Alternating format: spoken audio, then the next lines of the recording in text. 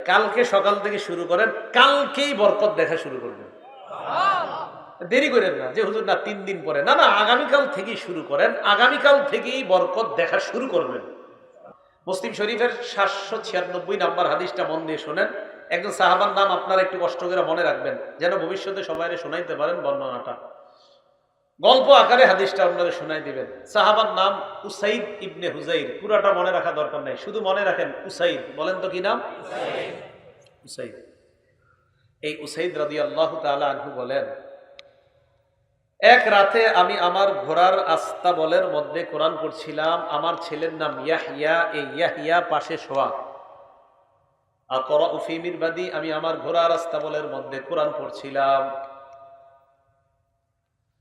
আমি যখন কোরআন পড়তে লাগলাম, জালাত ফারাসুহু, হঠাৎ কোরআন পড়ে ওনার ঘোড়াটা লাফায়, কোরআন পড়ে ওনার ঘোড়া লাফায়, কোরআন পড়ে না ঘোড়া লাফায় না।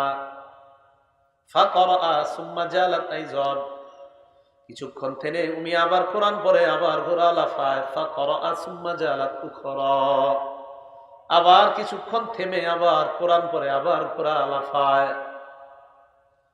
উসাইদ ইবনে হুজাইর দেখে বারবার যদি আমি আবার কোরআন পড়ি, ঘোড়া এত পরিমাণ লাফায়, ঘোড়া লাফাইতে লাফাইতে না জানি আমার সন্তান ইয়াহিয়ার উপর পাড়া পড়ে পদপিষ্ট করে আমার সন্তানটা মেরে ফেলে। আমি পড়া থামিয়ে দিলাম। থামানোর পর ঘোড়ার কাছে গেলাম, যাওয়ার পর আমি দেখলাম ফাইদা ফাওকা রাসি মিসতুজুল্লাহ, আমার মাথার উপর আকাশের এক খণ্ড মেঘ, ওই মেঘের ভিতর ফিহা আমসালুস সুরুজ, মেঘ খণ্ডের ভিতর এরকম বাতির মতো অসংখ্য অগণিত বাতি দেখা যায়। ঘটনা কি? ফালাম্মা গাদাউতু আলা রাসূলিল্লাহি সাল্লাল্লাহু আলাইহি ওয়াসাল্লাম, সকালে আল্লাহর রাসূলের কাছে আসলাম। আসার পর বললাম, ইয়া রাসূলুল্লাহ, রাতের বেলা একটা ঘটনা ঘটছে, আপনাকে জানাইতে আসছি। কই কি? বলো। বাইনামা আনাল বারিহাতা আকরাউ ফি মিরবাদি, রাতের বেলা গত রাতে আমি আমার ঘোড়ার আস্তাবলের মধ্যে কোরআন পড়ছিলাম। হঠাৎ আমি দেখলাম আমার ঘোড়া লাফায়। নবীজি বলেন, ইতরা ইবনা হুজাইর, তুমি যদি আরো তেলাওয়াত করতা। উসাইদ ইবনে হুজাইর বলেন, হুজুর আরো পড়লাম, ঘোড়া আরো লাফায়। একটু মন দিয়ে বুঝেন। নবীজি আবার বললেন, ইকরা ইবনে হুজাইর, ও উসাইদ ইবনে হুজাইর, তুমি যদি আরো পড়তা। সাহাবী জবাব দেয়, হুজুর আমি আরো পড়লাম, ঘোড়া আরো লাফায়। নবীজি তারপর হুজুর পড়া থামাই, ঘোড়ার লাফ থেমে যায়। নবীজি কয়, যদি আরো পড়তা। ঘটনা কি? কি হইল? সাহাবী উসাইদ ইবনে হুজাইর বলে, ইয়া রাসূলুল্লাহ, আর পড়ি নাই। কেন? খাশিতু আন তাতা ইয়াহইয়া, আমি আশঙ্কা করলাম আর যদি কোরআন পড়ি, ঘোড়া লাফাইতে লাফাইতে আমার সন্তানের উপর পড়ে আমার সন্তানটা না জানি হত্যা করে ফেলে। তুমি যদি আরো পড়তা। সুবহানাল্লাহ। এই ঘটনা কি? আচ্ছা, উসাইদ ইবনে হুজাইরকে নবীজি ঠিক আছে, তারপর বলো। এরপর হুজুর আমি আমার ঘোড়ার কাছে গেলাম। যাওয়ার পর দেখলাম আমার মাথার উপর মেঘখণ্ড, এটার মধ্যে বাতি দেখা যায়।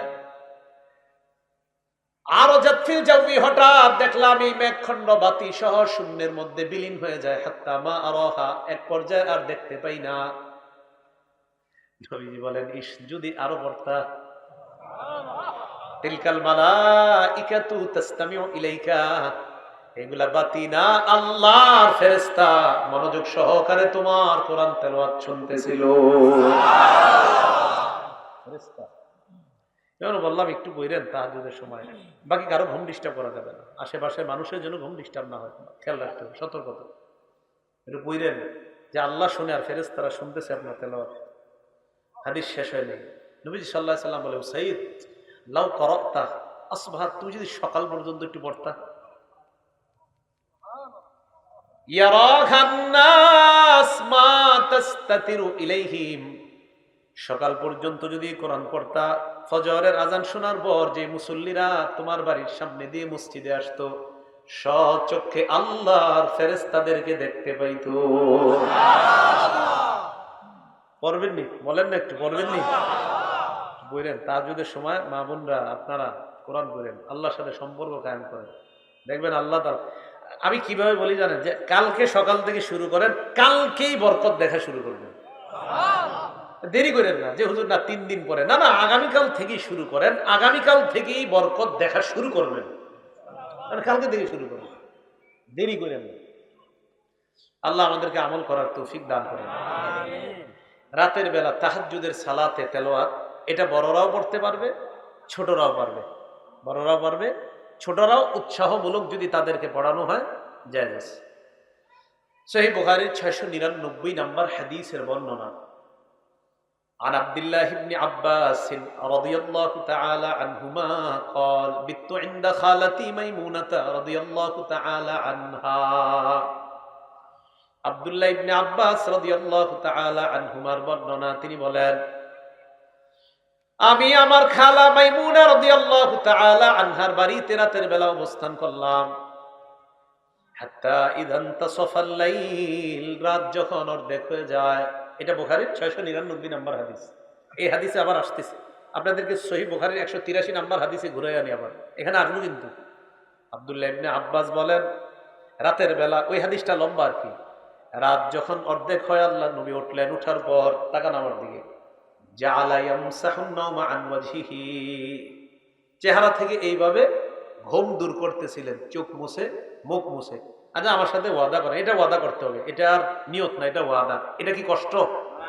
আজকে দেখে আমরা ঘুম থেকে উঠা, আমার ঘুম যাক আর না যাক এমন করলে, আমার নবীজি করছেন আমরা করবো ইনশাআল্লাহ। রাসূল সাল্লাল্লাহু আলাইহি সাল্লাম উঠা এমন করতেন, এমন করতেন। ঘরের মধ্যে একটা ঝুলন্ত মশক ছিল, এটার কাছে নবীজি যাইতেন। এটা যদি পারেন শূন্যটা আদায় করতে, একটা ঝুলন্ত মশক রাখবেন, পাত্র রাখবেন। আমি একবার করে এলাকায় গেছি, গিয়ে দেখি মাশাআল্লাহ ওই ঘরে এরকম সুন্নতি সিস্টেম চালু, একদম দেশ গ্রামে। কিন্তু দেশ গ্রামে মানুষ যে এতভাবে সুন্নত পালন করে, আলেমের ঘর তো দেখলাম মাশাআল্লাহ উনি ঘরটা রাসূল সাল্লাল্লাহু আলাইহি সাল্লাম রাতের তাহাজ্জুদের সময় যেই যে আমল, যেই যেই জায়গায় সিস্টেম, ওনার মশক থাকতো, মেসওয়াক থাকতো, ওযুর পানি ঠিক ওইভাবে ওনার ঘরে সিস্টেম করা। দেখলাম এই যুগে আমাদের দেশেও মাশাআল্লাহ রাসূল সাল্লাল্লাহু আলাইহি সাল্লামের সুন্নাহ পরিপূর্ণভাবে পালন করার লোক এখনো আছে। তো আব্দুল্লাহ ইবনে আব্বাস রাদিয়াল্লাহু তাআলা আনহুমা বলেন রাসূল সাল্লাল্লাহু আলাইহি সাল্লাম ওযু করলেন, আমি ওযু করলাম। খুব মন দিয়ে শুনেন, উনি কিন্তু ছোট মানুষ, আব্দুল্লাহ ইবনে আব্বাস ছোট মানুষ। হ্যাঁ, আপনাদের প্রশ্ন হবে জরুরি যে ছোট, এটার দলিল কি? দলিলটা পরে দিচ্ছি। উনি কিন্তু ছোট মানুষ, উনি ওযু করলেন। ওযু করার পর আল্লাহ রাসূল সালাতে দাঁড়াইলেন। এবার আবার সহিহ বুখারীর 699 হাদিসে চলে আসে, ফাকুমতু আন ইয়াসারিহি, আমি নবীর বাম পাশে দাঁড়াইলাম। আখাযা বিরাসি, নবী আমার মাথা ধরলেন, ধরার পর আকাবানি আন ইয়ামিনিহি, নবী আমাকে তার ডান পাশে দাঁড় করাইলেন। এরপর আল্লাহ নবী 2 রাকাত সালাত আদায় করলেন। এইভাবে মোট 13 রাকাত তাহাজ্জুদের সালাত পড়লেন। 8 রাকাত তাহাজ্জুদ, 3 রাকাত বিতির, 2 রাকাত ফজরের সুন্নত।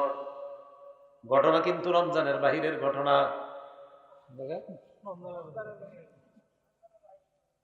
আল্লাহ, না না, রমজানের বাহিরে এটা হয়েছে। ফজরের আগে যে সুন্নত, ওই তাহাজ্জুদ বিতির সুন্নত মোট কয় রাকাত পড়ছে? 13 রাকাত। আল্লাহ বুঝার তৌফিক দান করেন। আচ্ছা আচ্ছা, ঠিক আছে, দেখতে দেন, দেখতে দেন, ঠিক আছে, ঠিক আছে। তো রাসূল আকরাম সাল্লাল্লাহু আলাইহি সাল্লামের সাহাবী আব্দুল্লাহ ইবনে আব্বাস রাদিয়াল্লাহু তাআলা আনহুমা বলেন যে আমি রাসূল সাল্লাল্লাহু আলাইহি সাল্লামের ডান পাশে দাঁড়ালাম। নবীজি সাল্লাল্লাহু আলাইহি সাল্লাম 2 রাকাত সালাত আদায় করলেন, আমিও সালাত আদায় করলাম নবীজির সাথে। আমি ছোট্ট মানুষ ছিলাম। ওই রাতে নবীজি সাল্লাল্লাহু আলাইহি সাল্লাম আমার জন্য দোয়া করেছিলেন, আল্লাহুম্মা আল্লিমহুল কিতাব ওয়া ফাক্কিহু ফিদ্দীন। অন্য জায়গায় আছে আল্লাহুম্মা আল্লিমহুল কিতাব, আরেক জায়গায় আছে আল্লিমহুত তা'ওয়িল। আল্লাহ, আপনি এই ছেলেটাকে, এই আব্দুল্লাহ ইবনে আব্বাসকে কিতাব এবং দ্বীনের সহিহ বুঝ দান করেন। অন্য বর্ণনায় আছে আল্লাহ কোরআনের ব্যাখ্যা আপনি তাকে শিখাইয়া দেন। রাসূল সাল্লাল্লাহু আলাইহি সাল্লামের এই দোয়ার বরকতে আব্দুল্লাহ ইবনে আব্বাস রাদিয়াল্লাহু তাআলা আনহুমাকে আল্লাহ পুরা পৃথিবীর মুফাসসিরদের সম্রাট বানিয়ে দিয়েছে। এখন আসেন, হাদিস শেষ হয়নি। তো রাসূল সাল্লাল্লাহু আলাইহি সাল্লাম তাহাজ্জুদের তেলাওয়াত করলেন, উনিও তাহাজ্জুদ পড়লেন। এখন প্রশ্ন হলো, আব্দুল্লাহ ইবনে আব্বাস রাদিয়াল্লাহু তাআলা আনহুমার বয়স ছিল কত? মুসনাদে আহমদ হাদিস নাম্বার 3437 নাম্বার হাদিস। আব্দুল্লাহ ইবনে আব্বাস বলেন, আমি আল্লাহ রাসূলের সাথে যেই রাতে তাহাজ্জুদের সালাত আদায় করলাম, ওয়া আনা ইয়াউমা ইযিন ইবনু 10 সিনিন, আমার বয়স ছিল তখন 10 বছর। কয় বছর? এখন বলেন হেফজখানার ছাত্ররা রাত 4টা 4:30টায় উঠে তাহাজ্জুদ যদি উস্তাদরা উৎসাহ দেয় তাদেরকে পড়ার জন্য, এটা কি ভালো না খারাপ? ভালো। আর ওই সময় যদি তারা আল্লাহর কাছে দোয়া করে তাহাজ্জুদের সময়, এটা কি ভালো শিক্ষা না খারাপ? এখন কথা হলো ওই সময় দোয়া করতে হবে কেন? এখন দোয়া করলেও তো হয়, আল্লাহ তো সবসময় দোয়া কবুল করতে পারেন। হ্যাঁ, ওই সময় আল্লাহ স্পেশাল দোয়া কবুল করেন। দলিল বুখারী শরীফের 1145 নম্বর হাদিসের বর্ণনা। قال رسول الله صلى الله عليه وسلم ينزل ربنا تبارك وتعالى الى السماء الدنيا في كل ليله الله পাক রব্বুল আলামিন প্রত্যেক রাতে হিনা ফাসুলুল লাইলিল আখির, রাতের শেষ তৃতীয়াংশে আল্লাহ পাক প্রথম আসমানে প্রত্যেক রাতে আসে শুধু বান্দাদেরকে দেওয়ার জন্য। এখন আপনারা রাত 4টার দিকে উঠে আল্লাহর দরবারে কোরআন তেলাওয়াত করলেন, তাহাজ্জুদে কিছু তেলাওয়াত করলেন, করার পর যদি আল্লাহর কাছে আপনি হাত উঠায় বললেন, আল্লাহ মেয়েটার বিয়ে হয় না, কত ঘটক ধরলাম কাজ হয় না, দেখেন কেউ কিন্তু দেখতেছেন আপনারে, আশেপাশে সব ঘুমায়, সব ঘুমাইতেছে, আর আপনি আল্লাহরে আল্লাহ এইভাবে বললেন, এইভাবে মান অভিমানে বললেন, আল্লাহ আমি আর আপনি ছাড়া তো কেউ নাই, সবাই তো ঘুমাইতেছে, আল্লাহ আমি তাহাজ্জুদে তেলাওয়াত করলাম মাবুদ তোমারে খুশি করার জন্য, আমার মেয়েটার বিয়ে হয় না, আল্লাহ আপনি চাইলে খুব দ্রুত এটার ব্যবস্থা হয়ে যাবে, আল্লাহ খুব দ্রুত ব্যবস্থা করে দেন। আরে আল্লাহ দোয়া কবুল করবে না তো কে করবে বলেন? তো আল্লাহ বলে মাইয়াদউনি ফাস্তাজিব লা, কে আছো ডাকো আমাকে। প্রথম আসমানে এসে বলতেছে, আরে ডাকো আমি তোমার ডাকে সাড়া দিব, ডাকো আমি তোমার ডাকে সাড়া দিব। এরপর বলে মাইয়াসালুনি ফাউতিয়া, আমার কাছে চাও আমি তোমাকে দিব। এরপর বলে ওয়ামাইয়াস্তাগফিরুনি, ক্ষমা চাও ফাগফির লা, আমি তাকে ক্ষমা করে দিব। এটা আল্লাহ বলেন। দোয়া করার পর মনে রাখবেন আপনার দোয়া কবুল হওয়ার পদ্ধতি 3টা। জোরে বলেন কয়টা? 1 নাম্বার ইম্মা আইয়ু আজ্জিলাল্লাহু লাহ, দুনিয়াতে নগদ আল্লাহ কবুল করবে দুনিয়াতে। 2 নাম্বার আও আইয়াদাখিরা লাহু ফিল আখিরা, কবুল না করে আখিরাতের জন্য আল্লাহ এটা জমা করে রাখবে, আখিরাতের জন্য জমা করে রাখবে। 3 নাম্বার, এই দোয়াটা কবুল না করে আগামী 2 দিনের মধ্যে একটা বিপদ আপনার জীবনে ঘটতো, ওই বিপদটা থেকে আল্লাহ আপনাকে হেফাজত করবে, কবুল করবেনই দোয়া আল্লাহ। তাহলে কি কথা বুঝে আসছে সবার? এই জন্য দোয়া খুব বেশি করা আল্লাহর কাছে, আল্লাহ তৌফিক দান করেন। তো বলছিলাম 1145 নাম্বার হাদিস, আল্লাহ আমাদেরকে ডাকে আসো আমার কাছে দোয়া করো। তো রাতের বেলা তাহাজ্জুদের সালাত পড়ে আল্লাহর কাছে দোয়া করা এইভাবে।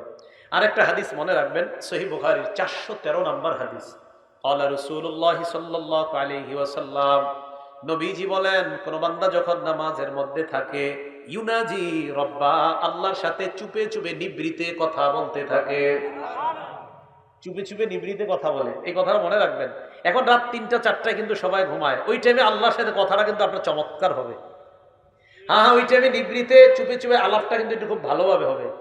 আমি ওনার সাথে একটু কথা বলবো, ভাই আপনার সাথে একটু কথা বলবো, এখন কেউ নাই, চলেন এখনই বলি। তো ঠিক আছে বলেন। আশেপাশে মানুষ ডিস্টার্ব করবে না, না ওই সময় 3টা 4টায় কেউ ডিস্টার্ব করবে না, আশেপাশে পুরো চুপচাপ, সব চুপ, আল্লাহ আমি আর আপনি একটু নিভৃতে কথা বলেন। হাদিসে রাসূল সাল্লাল্লাহু আলাইহি সাল্লাম, সহিহ বুখারী 413, সহিহ বুখারী 416, নবীজি বলেন যখন নামাজে থাকো আল্লাহর সাথে চুপে চুপে নিভৃতে তোমার কথা চলতে থাকে। সুবহানাল্লাহ। তাহলে রাতের তাহাজ্জুদ আর রাতে তাহাজ্জুদে তেলাওয়াত করব তো ইনশাআল্লাহ।